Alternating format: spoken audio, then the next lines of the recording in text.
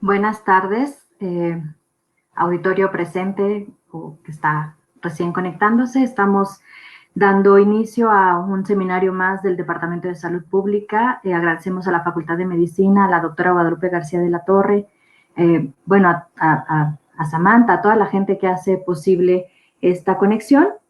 El día de hoy vamos a tener una charla, una plática que me fue solicitada respecto de la estrategia de quédate en casa con perspectiva de género.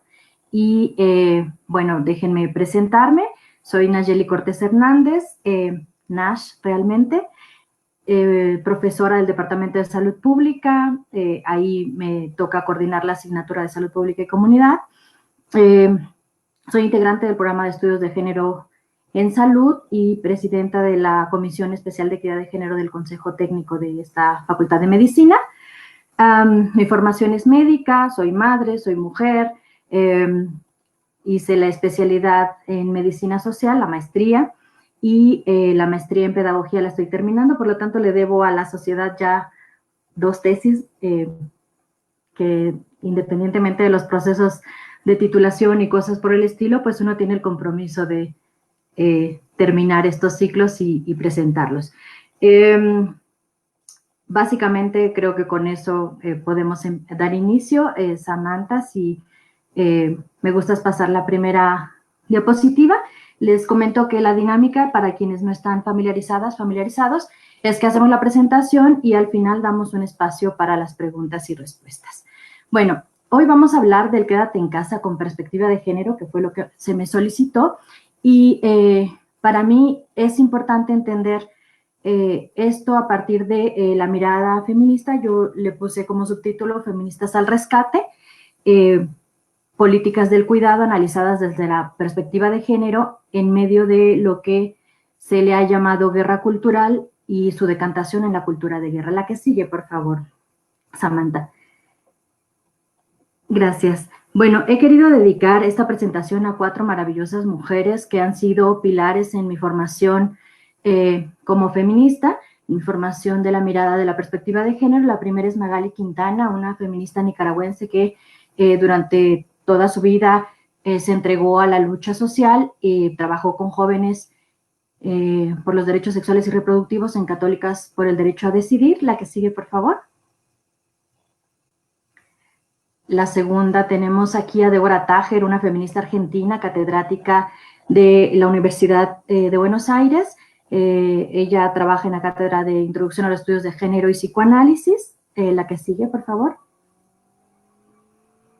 A la profesora Luz María Moreno Tetlacuilo. Ella es una feminista mexicana, es fundadora y coordinadora del programa de estudios de género en salud en la Facultad de Medicina. La que sigue, por favor. Y tenemos a María Galindo, esta feminista boliviana que es del movimiento boliviano anarquista feminista Mujeres Creando, que a diferencia de las otras 3 a quienes sí conozco personalmente, pues a ella solamente la he leído. La que sigue, por favor. Cobijada con las enseñanzas y la generosidad que estas mujeres han tenido para conmigo, vamos a analizar entonces este trabajo que les presento hoy. La que sigue, por favor. La perspectiva de género, en principio, tenemos que saber que es una perspectiva de análisis social. Entonces me interesó plantearles qué es lo que está diciendo las ciencias sociales al respecto de la pandemia en general, no específicamente de la estrategia de quédate en casa, pero en general qué están diciendo las ciencias sociales. Y entonces para hacer este análisis no lo hice yo, sino que invité aquí a la presentación del doctor Arteaga. Seguramente ustedes ven súper pequeñitas las imágenes, pero el doctor Arteaga presentó a estos 14 autores y los agrupó en 3 grandes tendencias de pensamiento de los cientistas sociales que hoy están diciendo algo respecto de la crisis sanitaria presente. Y entonces tiene un primer grupo de cientistas sociales que hablan de que centran su mirada en cuestionar cómo el retraimiento del Estado hacia las responsabilidades que le corresponden para con la población ha hecho que esta crisis sea como de las dimensiones que hoy tenemos, y entonces lo que plantean es la necesidad de que el Estado regrese a hacerse cargo de las funciones que le corresponden. El segundo grupo, digamos, importante que él reconoce como tendencia es el grupo que se ocupa de plantear sus análisis desde una mirada del desencantamiento. Es un grupo que tiene una racionalidad política económica y lo que plantea en términos de la pandemia es una mirada más bien crítica, que dice que esto no es un punto de inflexión en el que la humanidad va a tener un cambio radical, sino que al contrario se van a profundizar las tendencias socioeconómicas y políticas, ideológicas hasta hoy presentes. Por lo tanto, va a haber una mayor mercantilización de la vida pública, se va a recrudecer el neoliberalismo, se va a garantizar la biopolítica y se va a profundizar lo que se conoce como necropolítica. Y digamos que todos estos elementos, cada uno requeriría pues un propio seminario para poder explicarlos. Sin embargo, aquí es importante plantear que para estos cientistas sociales el punto clave es que la pandemia va a servir como un pretexto global que va a dar la licencia para que se impongan estados de excepción, que lo curioso de estos estados de excepción, un poco como la lógica de los discursos de las crisis económicas, ¿no? Que tienen una frontera delimitada temporal pequeña, este estado de excepción, la cualidad que va a tener es que no va a ser excepcional, ¿no? Justo no va a ser excepcional, sino va a ser la constante, y además en dimensiones globales, mundiales, ¿no? Entonces tampoco va a ser excepcional en términos territoriales. Lo grave de esta situación es que entonces se genera un ambiente social en donde la cosificación de la vida humana de la mayoría de la población, podríamos decir de la humanidad, entonces se vuelve la regla. Hay un tercer grupo, que es el grupo que habla del encantamiento, que él califica como el grupo del encantamiento social. Este grupo estaría planteando a la pandemia como un momento fundacional, una posibilidad, una oportunidad para cambiar radicalmente el rumbo de la historia de la humanidad, darle la estocada final, dice Zizek, a el neoliberalismo y entonces activar mecanismos solidarios y que puedan permitir de alguna manera una refundación humanitaria que, por ejemplo, nos permita detener este acelerado cambio climático que estamos viviendo, ¿no? Quiero señalar aquí que, bueno, varias cosas. La primera es que el criterio que utilizó el profesor Arteaga para hacer esta invitación, para incluir a estos autores y no a otros, es que son autores de gran, son icónicos en las ciencias sociales, son de gran consumo, le llamó así, son autores que su voz, su palabra, su análisis es seguida por muchas personas y en ese, dice que cuando publican algo, por ejemplo, pues ya lo publican en su idioma materno y por lo menos en 5 o 7 idiomas más, ¿no? O sea, ese es el nivel de impacto que tienen estas personalidades. Y entonces dirán, bueno, ¿y la perspectiva de género? Pues aquí está la perspectiva de género, ¿no? Mi primer llamado con a quienes traemos para pensar, para decir, para plantear desde las ciencias sociales es a que se den cuenta que de 14 personas, 15, contando al mismo doctor Arteaga, que es también un cientista social, solo tenemos una mujer. Desde luego que es una feminista, no todas las mujeres lo son, ella lo es, pero este es el primer elemento de la perspectiva de género que es importante señalar. Dirán, bueno, no es culpa del doctor Arteaga que no haya mujeres que sean icónicas o que sean de alguna manera de gran consumo, digamos, como el resto de los que seleccionó. Por supuesto, no hay latinoamericanos, etcétera, ¿no? En este grupo. Y aquí traigo el concepto de justicia epistémica. En un mundo patriarcal donde la desigualdad genera que hombres y mujeres no tengamos la misma posibilidad de decir, es importante tener una posición ética en el sentido de esto, de justicia epistémica, y de recuperar los saberes y en las palabras, en la palabra misma de, en este caso, las mujeres, porque sí están diciendo cosas y las cosas que están diciendo son importantes para entender desde la complejidad y desde la diversidad de impactos que está teniendo una situación como esta, que es excepcional, pero que pega de manera diferenciada porque la tendencia de lo que hemos venido viviendo pues no se rompe con la excepcionalidad de la pandemia. Y aquí también quiero señalar otra cosa que tiene que ver con la perspectiva de género, que es por qué es importante entonces traer estos pensamientos y estas voces diferentes, porque digamos que este ser exitosos justamente, este ser exitosos de estos personajes, de esos autores, les coloca en un lugar de responsabilidad que ellos asumen, reconocen, y entonces dictan, ¿no? Si abren la boca y abren la internet es para decirnos, para guiarnos, para plantear certezas, y nosotros no estamos pensando que nos puedan plantear otra cosa.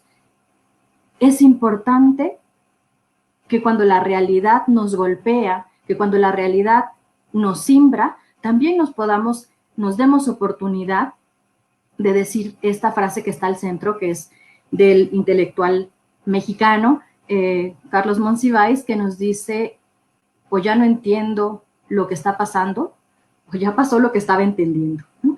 Y darnos esa oportunidad es importante, de detenernos a reflexionar. Pero cuando tenemos una construcción de subjetividad masculina y lo que nos toca es proteger y guiar, difícilmente vamos a hacerlo. La que sigue, por favor. Ahora queda un poco más claro por qué me hago cobijar y analizar esta estrategia de quédate en casa, pues desde la perspectiva de feminista y acompañada de estas mujeres. La que sigue, por favor.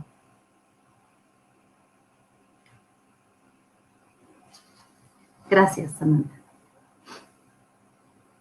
Bueno, de entrada dice Deborah Tager que la estrategia quédate en casa ya en sí misma objetiviza, o sea, hace patente un avance del pensamiento feminista. Y esto es porque la política quédate en casa es una política del cuidado, que es un tema que las feministas vienen planteando desde hace muchísimo tiempo. Pero esta política del cuidado le planteamos como una mirada, o sea, que imprime, lo reconozca o no, una mirada feminista, porque por un lado plantea que el cuidado no es una exclusividad, una responsabilidad exclusiva de las mujeres, ¿no? Sino, en este caso, por ejemplo, una estrategia estatal, una estrategia de quien se hace cargo de la política pública. Y con eso se establece que el cuidado, además, es un valor prioritario que se antepone inclusive, por ejemplo, al crecimiento económico, ¿no? Entonces, lo primero que tenemos que decir cuando hablemos de la estrategia quédate en casa es que como política del cuidado es una política que ya acuerpa de alguna manera el pensamiento o la propuesta feminista. Ahora, para definir esta estrategia, tenemos que, claro, establecerla dentro de su campo de acción. Es una estrategia epidemiológica para la contención del contagio del microorganismo SARS-CoV-2, no exactamente para la contención de la enfermedad y la erradicación de la enfermedad. Y esto quiero subrayarlo porque de repente solemos confundir la contención del contagio de un microorganismo con la complejidad que implica el proceso de concebir y de entender a una enfermedad, que es un proceso que es mucho más allá de las expresiones fisiológicas o de las expresiones clínicas del contacto de un virus con una corporeidad humana, ¿no? En ese sentido, por ejemplo, la estrategia quédate en casa, por un lado, contiene la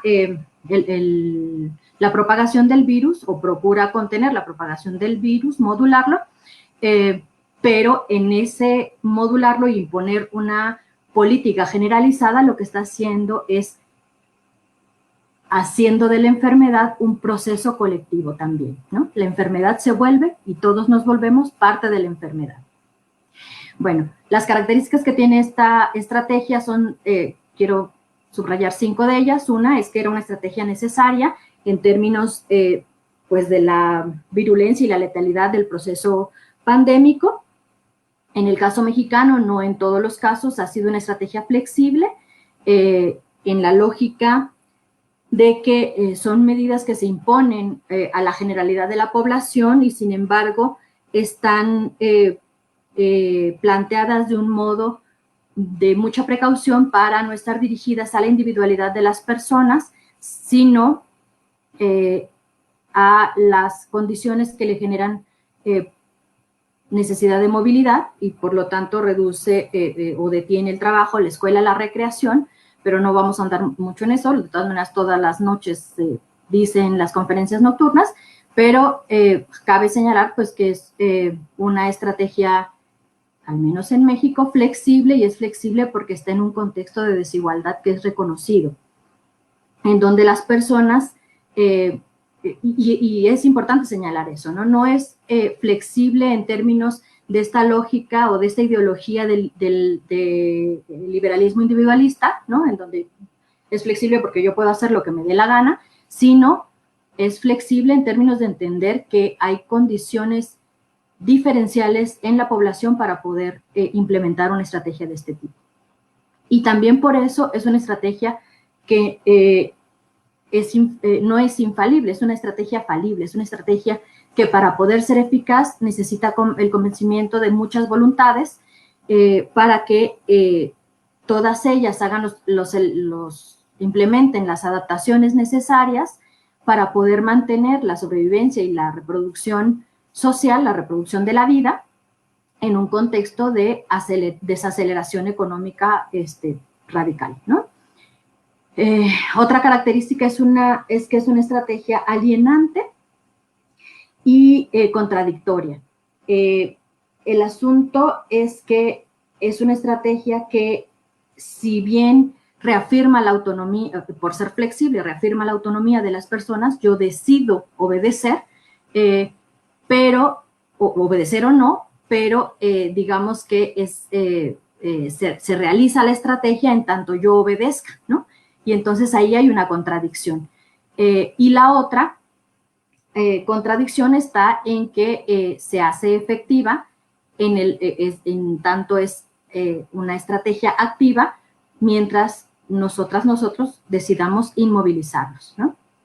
Una última característica que quiero señalar es que esto que han llamado que es una estrategia reveladora, en términos de que hace patente, recrudece las desigualdades sociales que son preexistentes a la pandemia. Dice la coordinadora para la igualdad de género de la UNAM, dijo muy al principio de la pandemia, que el aislamiento por pandemia coloca en riesgo de desigualdad y violencia a los grupos vulnerables, como las mujeres y las diversidades sexogenéricas. Pero en realidad no es la pandemia o la estrategia la que generan el riesgo. Ese riesgo era precedente a la pandemia. Y lo que hace la estrategia es recrudecer, mostrar, más que revelar, develar, quitar el velo, no de la realidad, sino de los ojos de quienes quieren quitarse el velo, porque también es cierto que quienes no han visto la desigualdad, pues la desigualdad ha estado ahí burda y cruda. Quienes no la han visto es porque han decidido no verla. Y así la pandemia les da una oportunidad, la que sigue por favor, de ver esta desigualdad o seguirla ignorando. Bien.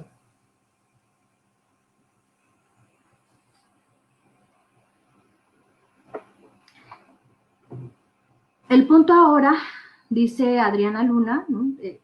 Que ella se aferra al feminismo o se aferró al feminismo porque le ha permitido ir encontrando las barreras que obstruyen el diario vivir y fortaleciendo las herramientas para superarla.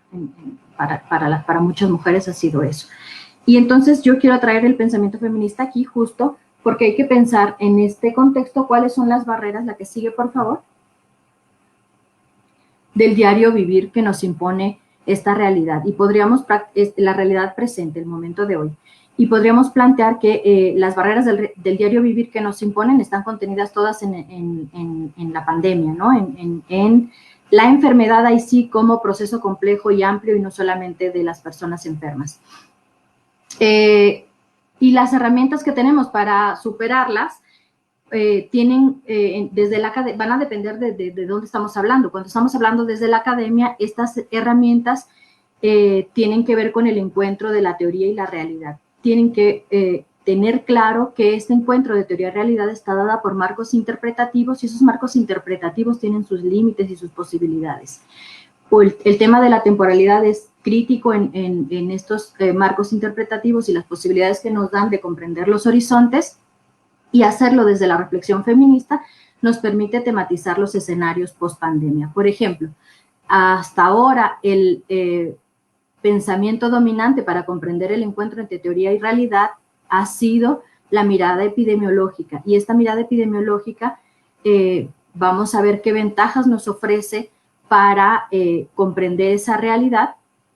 Y tenemos, por ejemplo, en esta gráfica que les estoy mostrando, donde se ven los casos acumulados de abril más o menos a junio, pues nos muestran una riqueza de información muy amplia, alguna intrascendente, como por ejemplo, bueno, intrascendente para comprender alguna parte de la realidad, no otra, como por ejemplo que se nota claramente cómo semanalmente hay un ritmo de registro de los casos confirmados positivos. Eso es un artefacto para comprender el crecimiento de la pandemia, por ejemplo, pero también nos muestra y nos habla pues más bien del sistema de registro. Lo otro que nos puede mostrar ahí es que la enfermedad tiene un comportamiento diferencial entre hombres y mujeres y eso para el tema de hoy podría ser sustantivo. La que sigue, por favor.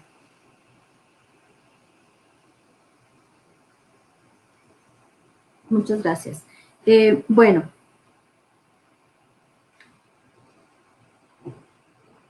digamos que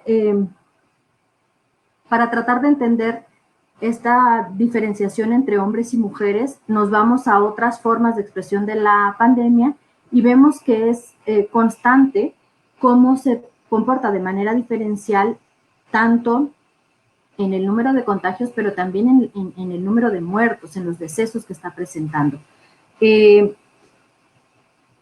Nos permite entender que efectivamente, no voy a decir nada nuevo, es una situación grave que en menos de 100 días la velocidad de expansión, digamos, la velocidad de contagio ha llegado a tal punto que hoy por hoy, bueno, no es cierto, estos números son del 12 de junio, pero ya era una locura estar cambiando las cifras, las cambié como 3 o 4 veces, las últimas son bastante próximas a esto y confirman que en aproximadamente poco más de 100 días de iniciado el primer caso, 1 de cada 1000 ya se cuenta como caso confirmado si planteamos una población de 120 millones de mexicanos, ¿no?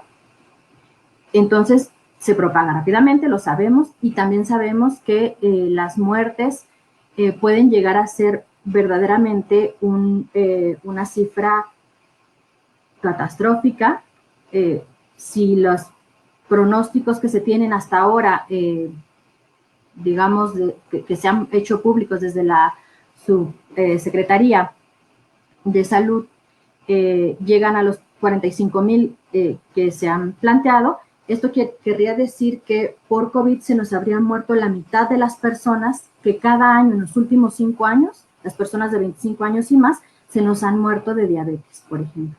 Es decir, que es una de las causas de muerte más importantes en el país, ¿no? En cambio, si hacemos todo mal de aquí en adelante y los pronósticos se agravan y llegamos a las cosas más negativas que se han planteado como pronósticos y llegamos a los 75,000, a los 70,000 muertes por el coronavirus, estaremos entonces en un momento estaremos planteando que se nos habrían muerto el 10% de las muertes que esperamos cada año, que son alrededor de 700,000, por esta causa. Aquí hay que tener cuidado de no banalizar a partir de decir, bueno, pero es que hay otro 90% que no va a ser noticia y que a nadie le está importando. Y aquí otra vez la mirada feminista, particularmente de Butler, nos es importante para decir que todas las muertes importan, ¿no? Aquí el asunto es, sí, un 10% que se va a adicionar a lo que habitualmente esperábamos, pero quiero llamar la atención para no entrar en esta disputa de cuáles son las muertes importantes, ¿no? Porque justamente lo que dice Judith Butler en este libro de Marcos de Guerra, Vidas Lloradas, es cómo construimos socialmente la idea de que hay vidas que valen la pena, vidas importantes, y hay muertes que en realidad son intrascendentes. Eso tendríamos que estarlo modificando en nuestro pensamiento permanentemente. Bueno, datos adicionales, la que sigue, por favor.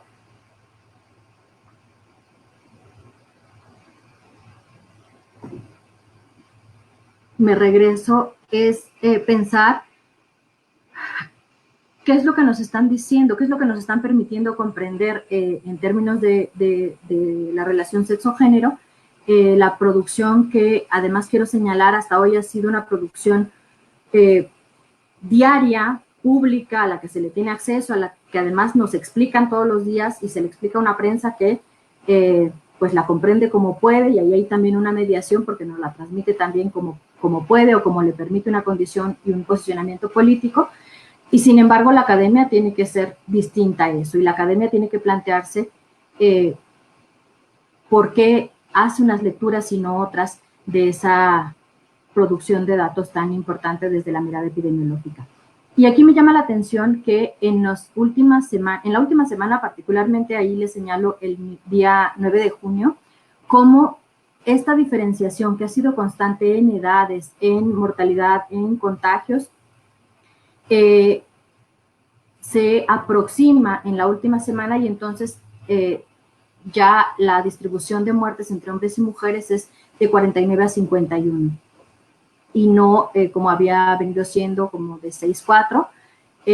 Y aquí yo quiero llamar a las epidemiólogas, los epidemiólogos del Departamento de Salud Pública, particularmente del Programa de Estudios de Género, para que nos pongamos a ver qué es lo que está pasando. Puede ser esto consecuencia de, otra vez, un artefacto en el registro, puede ser consecuencia de que la pandemia se está trasladando a otras zonas geográficas y entonces está teniendo un comportamiento diferente, o mutó el virus, o las otras zonas geográficas en términos de el registro de casos positivos está teniendo, buscando de manera diferencial entre hombres y mujeres. ¿Qué es lo que está pasando?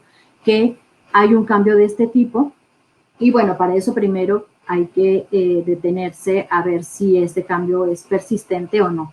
Lo cierto es que la que sigue, por favor, cuando regresamos a ver la fachada de defunciones, pues regresa, incluso se reafirma, si ven el acumulado ya marca una diferencia de 33 a 66 hombres-mujeres, y el de ese mismo día, 9 de junio, otra vez puede ser un artefacto, pero regresa a este distanciamiento 70-30. Aquí quiero señalar que el trabajo de la academia no es irse como a bote pronto a tratar de señalar razones biológicas o culturales o sociales de primera instancia, porque una diferencia tan constante, insisto, tan constante en muertes, en formas de enfermarse, en edades, etcétera, difícilmente se están determinadas por una sola condición. Lo que nos toca a nosotros es plantear qué tanto peso tiene cada una de esas dimensiones que hacen esta diferencia. Entonces, por ejemplo, estos datos pues ya no nos dicen, ya no nos dan posibilidad de entender esas diferenciaciones, esa es la limitante que tienen. Sí nos dicen que las personas que más se mueren son las que tienen hipertensión, diabetes, obesidad, tabaquismo, pero la diferencia entre hombres y mujeres de hipertensión y diabetes no es significativa en la población. Y la diferencia de obesidad sí tiene una cierta tendencia, pero es hacia las mujeres, no hacia los varones. Y el tabaquismo que sí tiene una marcada diferencia entre hombres y mujeres, pues es responsable de menos del 10% de estas muertes. Entonces, no es responsable, no se asocia, quiero decir, ¿no?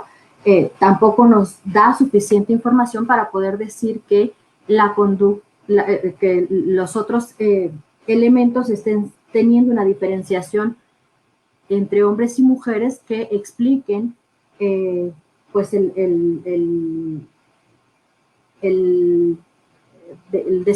la desigual expresión entre los dos sexos.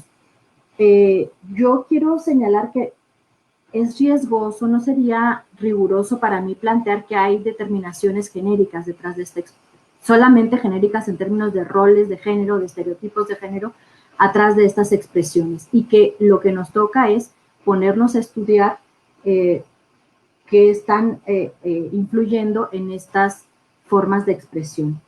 La que sigue, por favor.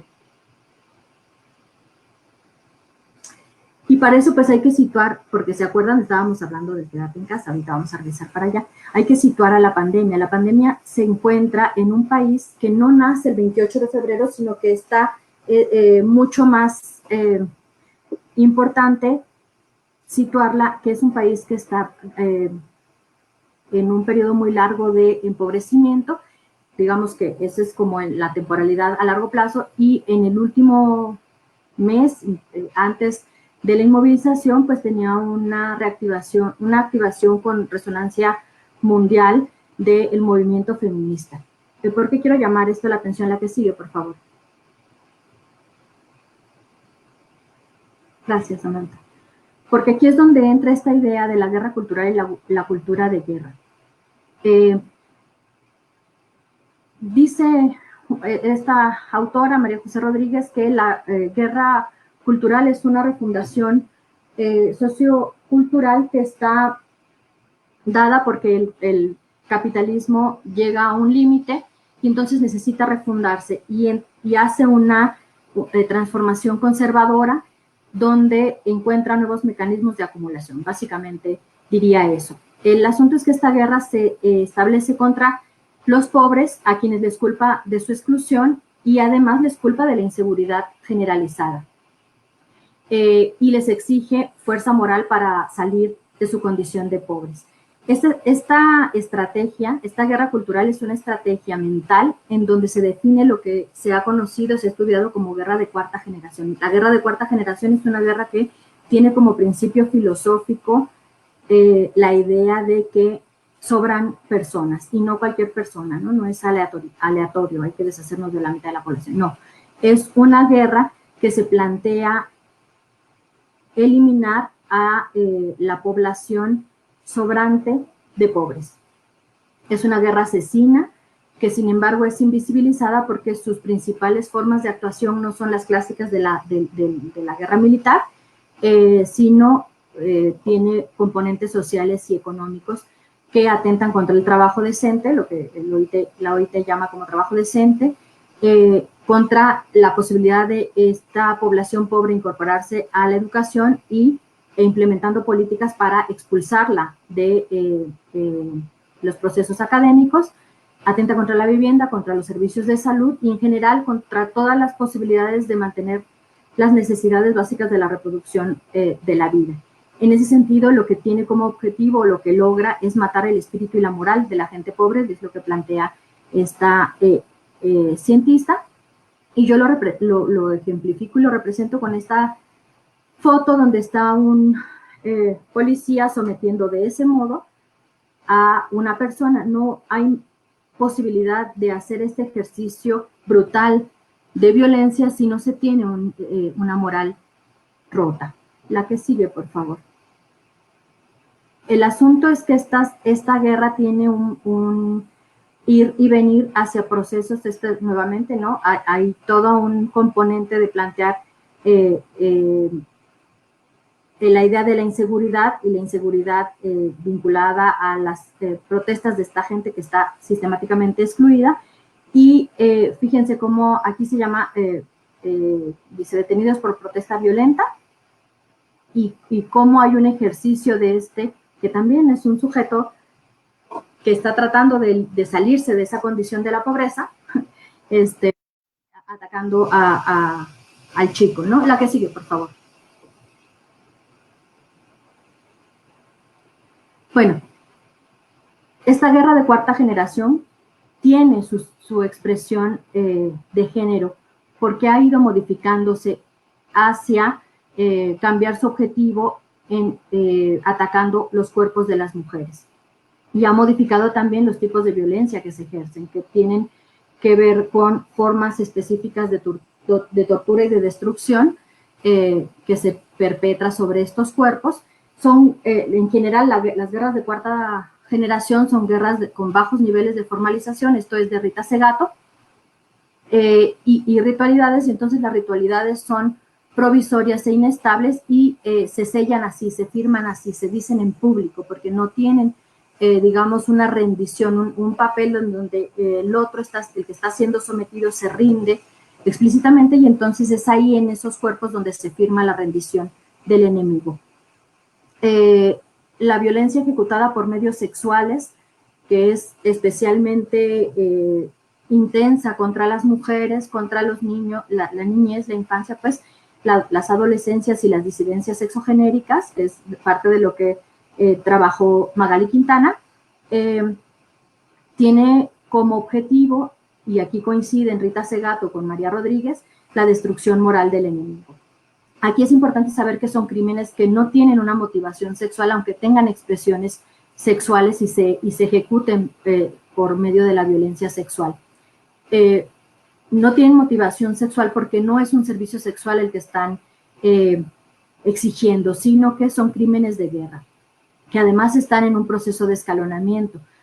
Todas las imágenes que les he mostrado pues son de grupos formales, digamos, oficiales.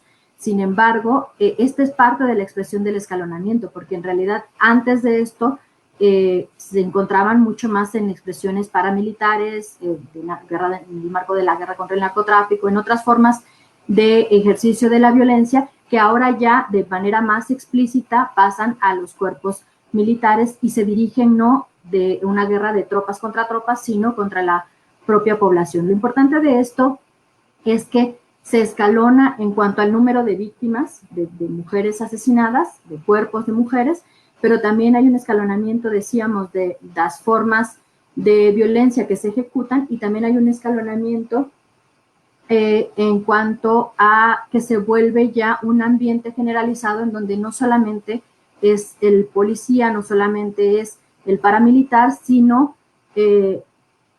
quien puede ejercer ese tipo de afirmación del poder. Bueno, la que sigue, por favor.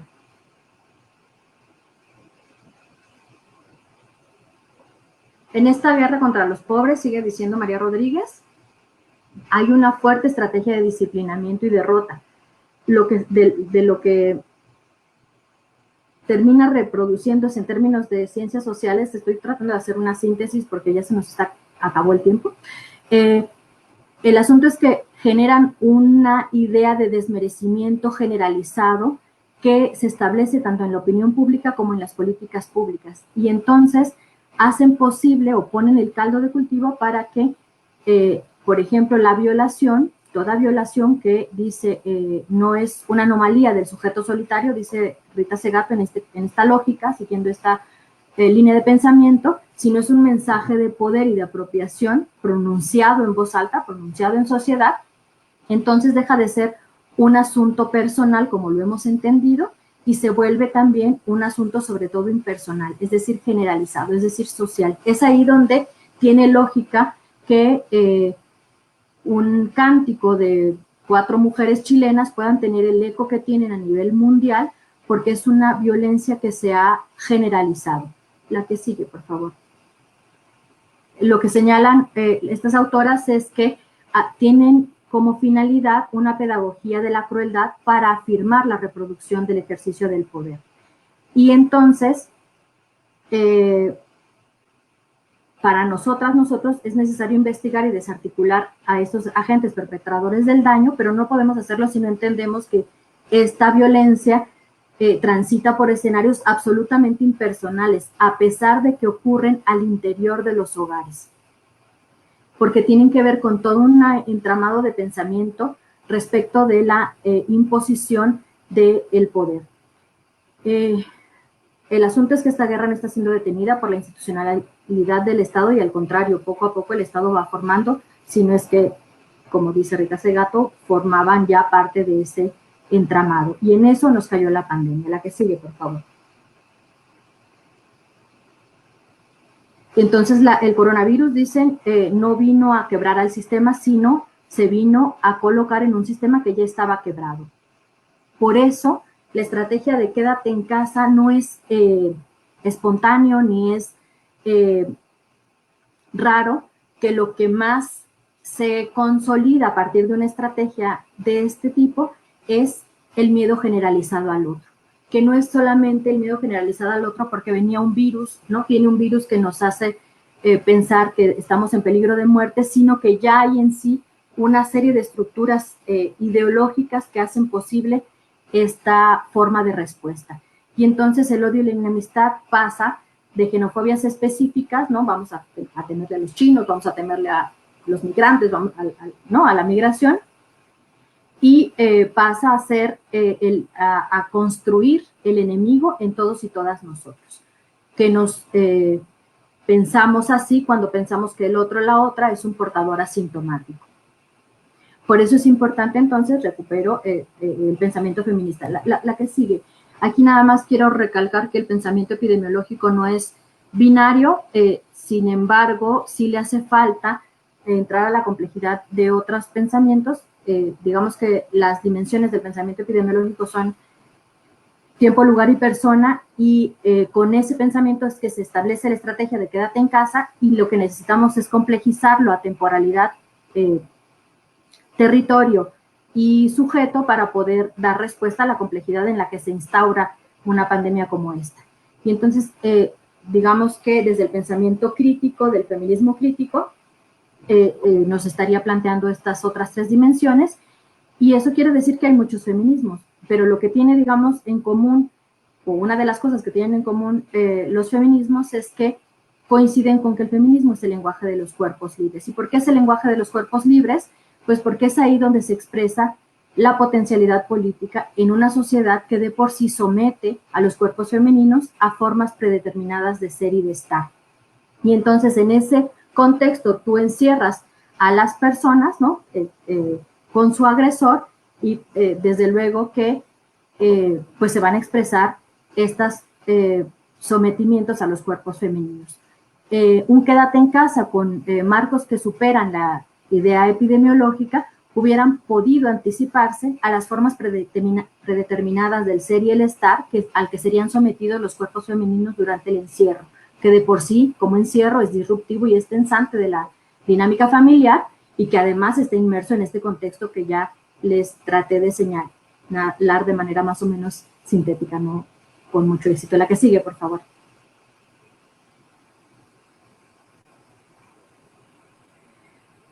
Dice otra persona, tuve una infancia violenta y una anulación de la autoestima y de mi cuerpo. Otra vez, un quédate en casa con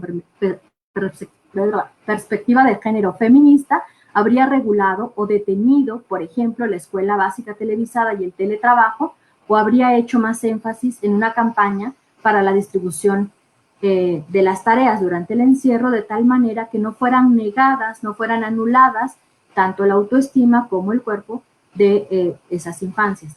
Y al mismo tiempo, sumándolo con la anterior, habría sabido que a las mujeres se les iba a sobrecargar estos trabajos adicionales. Finalmente dicen estas compañeras, la Santísima Trinidad que nos condena a las mujeres es la vergüenza, la competencia y el miedo. Y feminismo es entonces, dicen, romper esas tres cadenas. Si esto se hubiese pensado también desde el quédate en casa con una mirada más amplia que solo la epidemiológica, habríamos podido entonces pensar que tanto esta estrategia iba a fortalecer, como lo hizo, la vergüenza, la competencia y el miedo. La que sigue, por favor. Gracias. Bueno, dice Débora Tájer, entonces, que parte del retraso en las acciones eficaces con respecto a la violencia de género es su multicausalidad y su abordaje intersectorial, que es mucho más complejo, aunque parezca mentira, que una respuesta epidemiológica a una pandemia viral. Y entonces nos llama a recuperar las demandas del movimiento feminista. Entonces plantea también que no todo se le puede dejar al Estado. Y entonces dice qué demandas de la agenda feminista se le han dado seguimiento, a qué demandas, qué respuestas ha conseguido por parte del Estado y sus instituciones, eso es importante, y cuáles por parte del conjunto social. La que sigue, por favor. Ya casi acabó, se los juro. Bueno, aquí nada más destacar la posición que ha planteado consistentemente la doctora Luz María Moreno Teclacuilo, que es para pensar las demandas feministas hace falta que en la docencia estudiemos los hechos asumiéndonos como sujetos epistémicos, reconociendo nuestro posicionamiento desde la subjetividad, no solo teórica, sino también ética y política, para inclinarnos en favor de la igualdad. La que sigue, por favor. Y entonces pensar a la pandemia con una crisis ecológica y no la crisis ecológica como una exterioridad. Y esto porque ante la pandemia con una crisis ecológica se utilizan formas de reajustar la productividad, y entonces el feminismo nos llama a estar alertas, el ecofeminismo sobre todo, porque el entramado institucional ahora lo que está haciendo es localizar la producción, sobrecargándola en las mujeres y reorganizándola en redes mucho más jerárquicas, porque es como el teletrabajo y el control a la distancia se puede ejecutar. Y entonces es necesario transversalizar de otras formas el género y los feminismos para hacernos todos cargos del trabajo, el reparto desigual, eliminarlo y hacernos cargo de les hijes. Bueno, dice en este punto Tájer otra vez que es urgente ya no postergar un trabajo con las masculinidades. La que sigue, por favor.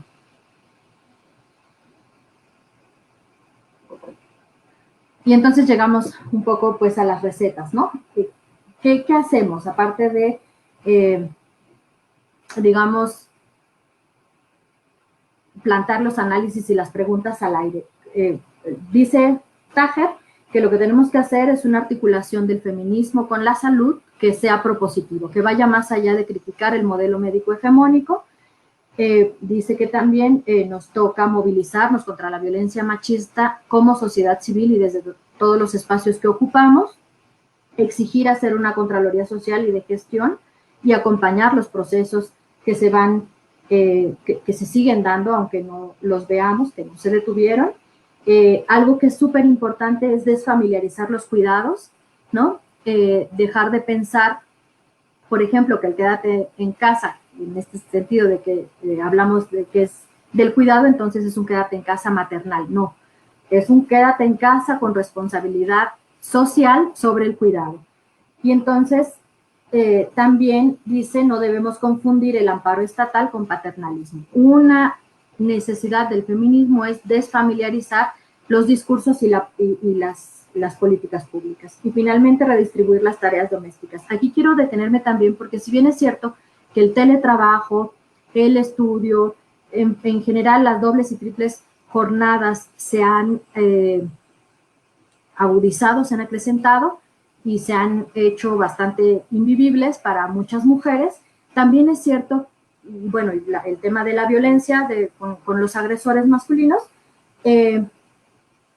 quiero decir que también esta pandemia y el quédate en casa dio la oportunidad para que muchos varones que ya venían trabajando sus propios procesos de masculinidad se pudieran hacer cargo de los cuidados domésticos de la salud, por ejemplo, también de comprar comida, de limpiar los alimentos, dice Tájer, y hacer las medidas sanitarias que en este contexto se han vuelto bastante complicadas para mantener la reproducción social. Y eso también, o sea, no todo ha sido oscuridad, ¿no? En la parte institucional, particularmente en la formación médica, este es uno de los propósitos del programa de estudios de género y salud. Dice la formación de profesionales de la salud capaces de cuestionar los estereotipos y roles y relaciones de género desiguales e injustas, así como incluir un enfoque de género en su práctica cotidiana. Y yo digo, y en la extraordinaria. La que sigue, por favor. Y aquí vamos a invitar a María Galindo, esta mujer que, boliviana les digo, que dice, nos reta, es siempre muy retadora, ¿no? Y dice, ¿qué pasa si nos preparamos para besar a los muertos y para cuidar a las vivas y los vivos por fuera de prohibiciones? Que lo único que están produciendo es el control de nuestro espacio y de nuestras vidas. Y todavía afirma, remata diciendo que el contagio, ¿no? Que el contagio nos pesque cantando y abrazándonos, porque el contagio es inminente. Y esto lo traje a colación por esta campaña donde nos piden en el metro no cantar porque nos contagiamos, ¿no? Y de pronto en esta lógica vamos aceptando cosas verdaderamente inaceptables en donde para conservar la vida estamos renunciando a la vida. Lo que sigue, por favor. Y entonces dice María Galindo que hay que, o sea, que lo que nos queda, la verdadera única opción que nos queda es repensar el contagio, es cultivarlo, es exponernos. Dice ella, es desobedecer para sobrevivir. Y esto no se trata, dice, de un acto suicida, sino de sentido común. Porque entonces ya no estamos en la lógica de no me quiero contagiar, no me voy a contagiar, no me voy a contagiar, sino estamos preparando nuestros cuerpos de un contagio que es inminente, que va a ocurrir, que cuando estamos diciendo que deja de ser pandemia y se convierte en endemia, el COVID, el contagio es inminente y no podemos permanecer eternamente encerradas y encerrados. Y entonces lo que hay que hacer es prepararnos, dice ella, para eso. Y con esa certeza, con la certeza de que en algún momento nos vamos a contagiar, procesemos nuestros miedos. Dejemos de producir en el otro portador asintomático o sintomático el enemigo.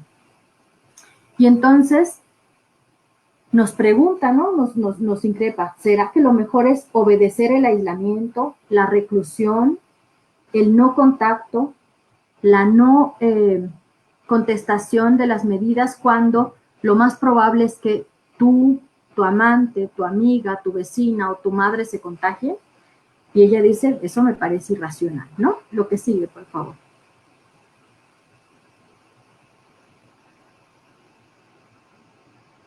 Y lo que tenemos por seguro, lo que sabemos a ciencia cierta, es que la gestión de esta enfermedad será mayoritariamente domiciliaria y sin embargo no nos hemos preparado socialmente para eso.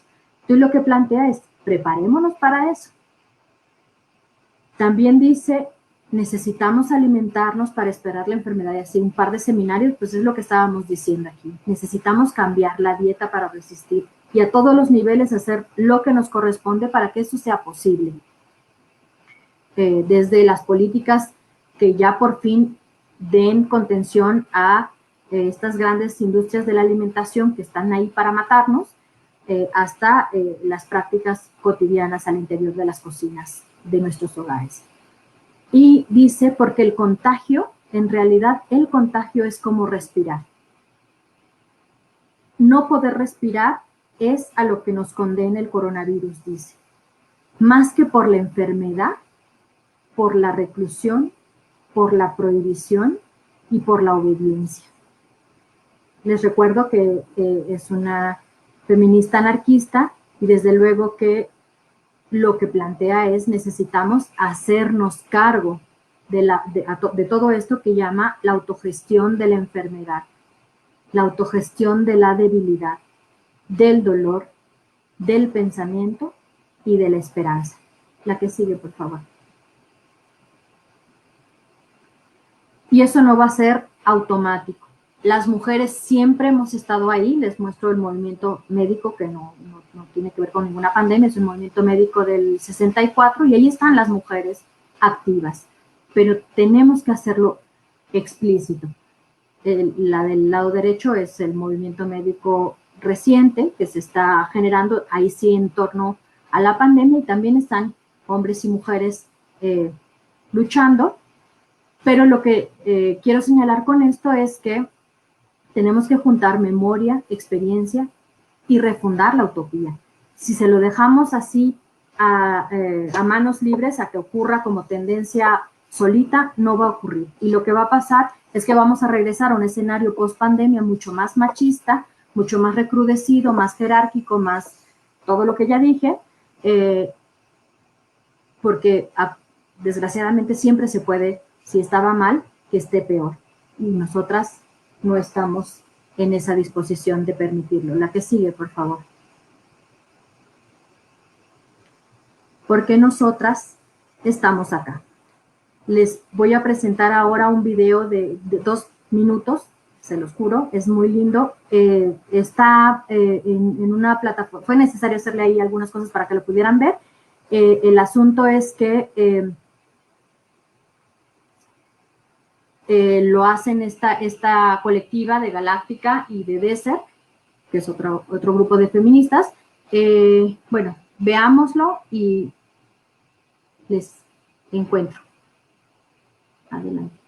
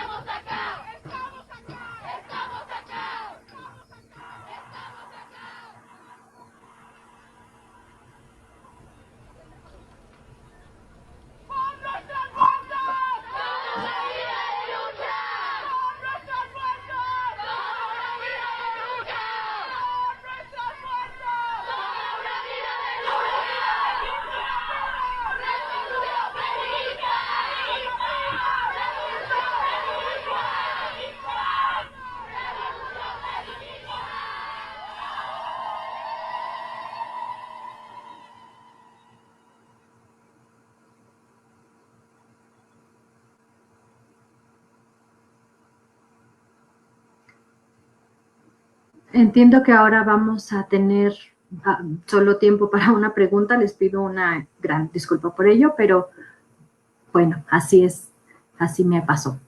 Dice una pregunta y una preocupación que tengo es acerca de las mujeres solteras con hijos e hijas y el teletrabajo durante el aislamiento. Bueno, es una preocupación que tenemos todos y todas. No entiendo la pregunta, pero, o sea, como pregunta, pero desde luego hemos generado ideas de familia, ideas de conjuntos sociales básicos, donde se han roto las redes de apoyo, y en un momento en donde toda el cuidado se centra en la individualidad o en el núcleo familiar, esto se vuelve verdaderamente insostenible y entonces genera que tanto esos niños, esas niñas no tengan el respaldo de la vida adulta haciéndose cargo de ellos y ellas, y genera en las mujeres una condición insostenible también que necesitamos desde las instituciones, otra vez desde el pensar el quédate en casa, desde el pensar lo que exigimos como jefas, como personas que estamos planteando el trabajo, teletrabajo, pues tener las acciones que den la protección que no se puede dar en la individualidad, porque la responsabilidad de la niñez es de todos y todas, no es de las madres, ni siquiera de las familias, es de la humanidad. Pues bueno, dice, muchas gracias, me pasaron otra, doctora Nayeli. Por lo tanto, ¿cuáles serían algunas estrategias que desde la salud pública pudieran dar cuenta? Ay, Dios santo, ya estoy muy ciega. Dar cuenta de las probables soluciones. Algunas estrategias desde la salud pública. El principal elemento es entender la multidimensionalidad tanto de la enfermedad como de las propias estrategias y políticas, ¿no? Y entonces, desde la salud pública, digamos, hacer confluir. Ya cerramos. Hay otra pregunta y ya cerramos. No estoy entendiendo. Ok. Sí, desde la salud pública es hacer confluir pensamientos, diversos pensamientos que puedan dar soluciones complejas. Entonces, me están diciendo que ya me colgué de más, mucho. Les agradezco las preguntas. Estaré atenta después al chat y trataré de dar respuesta ahí. Muchas gracias a todos y todas. Y yo lo que quiero es pedirles que demos continuidad, sino en estos espacios, en todos los que podamos abrir para este efecto, porque lo que necesitamos es trenzar ideas entre todos y todas. Muchas gracias.